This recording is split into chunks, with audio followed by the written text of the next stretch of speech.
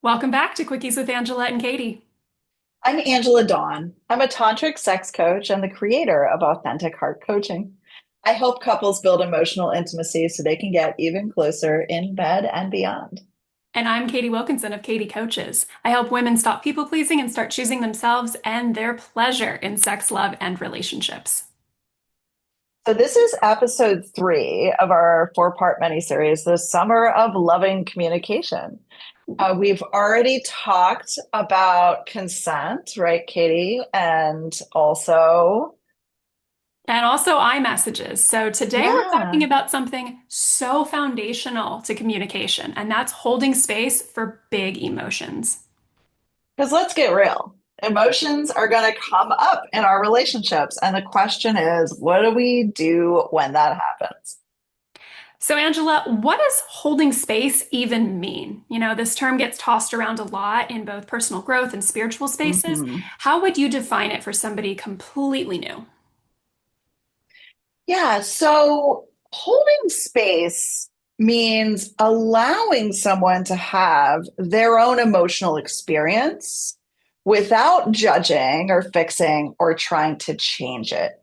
It simply means being fully present with someone's truth, even if it's uncomfortable, right? So if you could imagine you literally holding space for whatever they are feeling, right? So you are there just to be present, to witness, to hold them, to hold their hand, to get them tissues, whatever it is they need. You are just showing them that you are there through their process and you're not taking it on personally. Yes, so it's not about solving anything. It's about being with someone where they are. It's about having the Mhm. presence to just listen and receive whatever it is that they need to let out in that moment. Exactly. So often, especially we see this in heterosexual partnerships, there tends to be a pattern where one partner, oftentimes the masculine partner, will feel the urge to fix. All right, there's just calm down, or it's not that big of a deal, or why are you crying? Let's be rational about this. Or the worst, you're overreacting. Oh, Absolutely. that's like a trigger right there. Like, don't ever tell me that, right? So those responses might seem helpful on the surface in some way, but what they really do is they shut down the emotional intimacy between you and the other person. So when somebody is crying or, expressing anger, feeling overwhelmed, what they usually need is presence, your presence, and not pressure to show up in a different way. Right. They just need you to be there for them. They're not ready to brainstorm solutions yet. What you want is for your presence to create safety. And Bingo. safety is what lets someone move through their emotion instead of getting stuck in it. Because after big Mhm. emotions have settled, then the person might be ready to think about how to actually solve the problem. But you have to let those big emotions have their space first. That's right. I mean, there is a flow to the emotional experience, right? And many of us throughout our lives have learned to kind of tamp down our emotions and not allow them to be expressed. Well, that's not good for our bodies. It's not good for our psyches if we're not allowed to, come into that full expression of the emotions and really just like feel everything that is there to be felt, right? It's very important to feel a feeling all the way through. And I'm not talking about being reactive, but I'm talking about actually acknowledging the emotions that you're experiencing, right? So let's break it down. Let's break it down how we hold space when your partner's having big feelings. Here's what holding space can look like. It looks like staying present without needing to fix it. It looks like listening with your body and not just your ears. It looks like soft eye contact, gentle breathing, And I think this is really important, but grounded energy. So it looks like you are holding your seat, right? You are staying steady on this horse, right? It also can look like offering validation. You might want to say, I see this is really hard for you, or it makes sense that you feel that way. And here's what it doesn't look like. It does not look like interrupting, which doesn't let them vent. It does not look Mhm. like problem solving without being asked to problem solve, because that also does not let them vent. It does not look like getting defensive, because that makes this about you instead of them, and also prevents them from venting. And it does not look like changing the subject, which is dismissive to their feelings. Mm, exactly, Katie. So holding space also doesn't mean letting somebody walk all over you either, right? So letting you're not trying to let somebody yell at you, right? This isn't about being a sponge. It's about being a steady presence. Right. It's more like you're being a rock that listens really well and can stay self-regulated. So you, the listener, are not triggered Mm, when the other person is very deep in their feelings, because again, this is about helping them release. right, right. So, what would you say to a listener who wants to be that steady presence, but gets overwhelmed or shut down when the emotions run high? Because we know this is especially common among avoidant attachment partners in particular.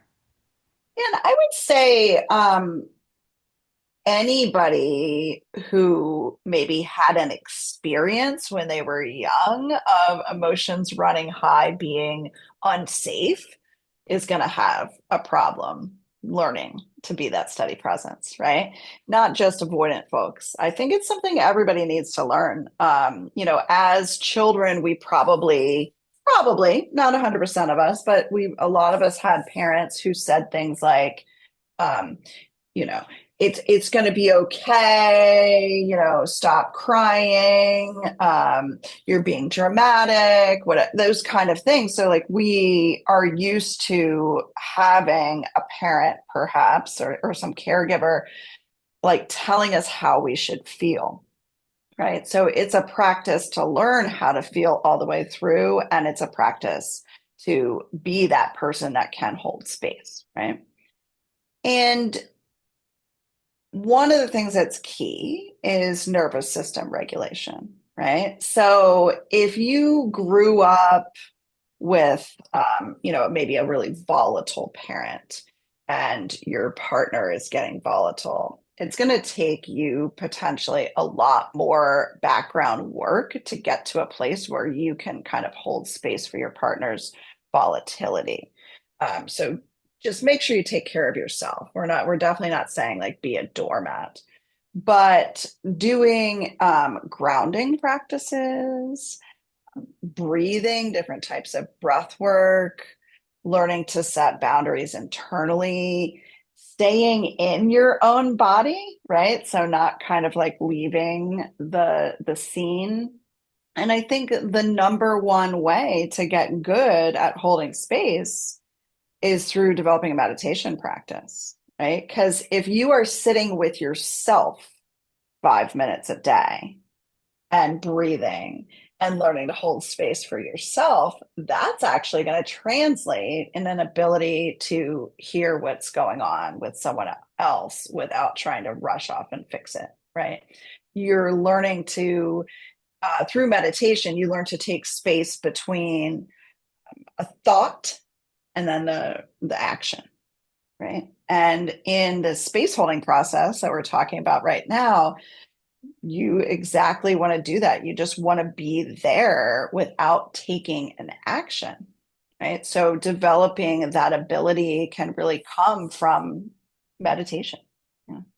Meditation is such a fantastic way to really tap into your own self-care there. Because, yeah, you should absolutely be taking care of yourself while you hold space for somebody else. That's what makes it sustainable. Yeah. And, meditation is not something that you do in that moment per Right, right. se, right? Yeah. So it's like meditation is a practice that you do for 5 minutes every single day, um, so that you can be there when it's required, right? Building the Yeah. skills on your own so that you can then use them in the moment. Absolutely. And I kind of touched in on breathing, but that's a really great, the breath is a fantastic tool, right? So breathing with the person that's having an emotional experience, right?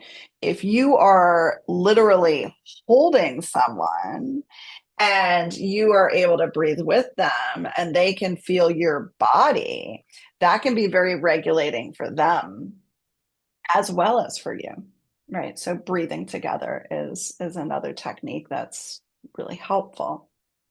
That's something And I love to do even with friends. I have a friend oh where if yeah. we're talking and we notice we're dysregulated, and like frequently this is like online rather than an in-person kind of contact thing, where I'm like, hey, do you want to pause and just take a couple of breaths together? And we'll both just close our eyes, Mm. hands over the heart, and just like Oh, chill out in nice. that moment. And it's very intimate and it helps Hmm. so much. And then we can get back to the big, deep emotion conversation. Yeah, totally. Yeah, just taking that time to kind of pull yourself together in a way, right? But really regulate the nervous system. And then you can go back into talking about what was difficult. Right. Beautiful. Right. And, if this is hard for you, that's okay, right? That's why we're talking about it, right? It's a skill.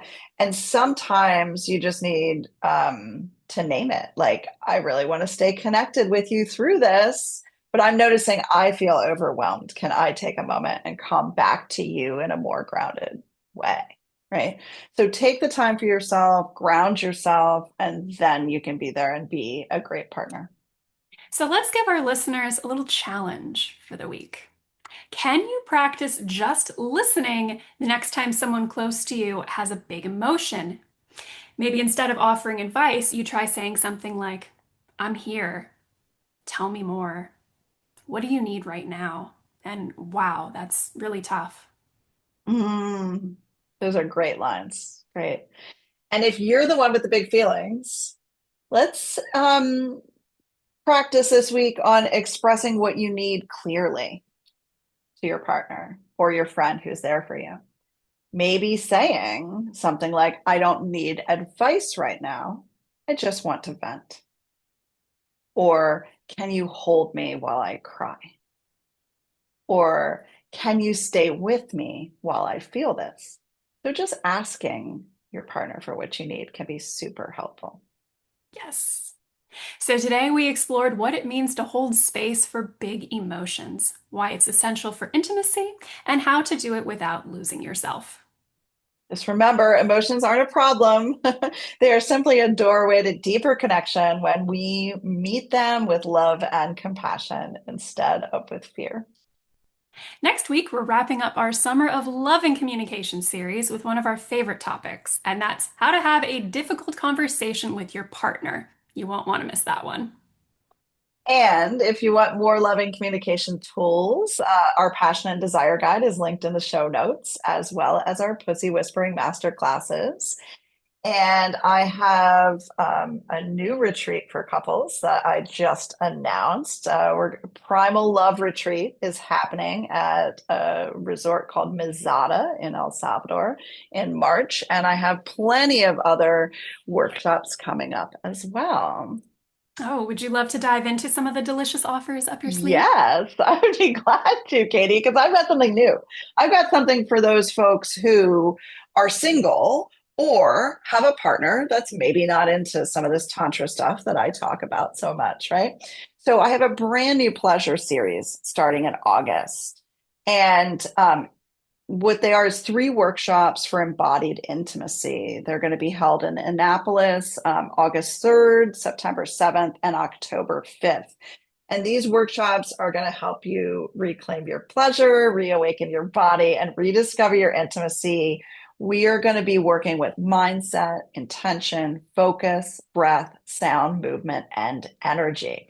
So, whether you're looking for more fulfilling solo sex or a richer connection with your partner, these are going to be essential practices to add to your repertoire. Thank you for tuning in to Quickies with Angela and Caity. You can find me, Angela, at Authentic Heart Coaching on Instagram or at AuthenticHeartCoach.com on the web. And I'm at Caity Coaches on Instagram and CaityCoaches.com. See you next time. And until then, keep feeling it all. And loving out loud.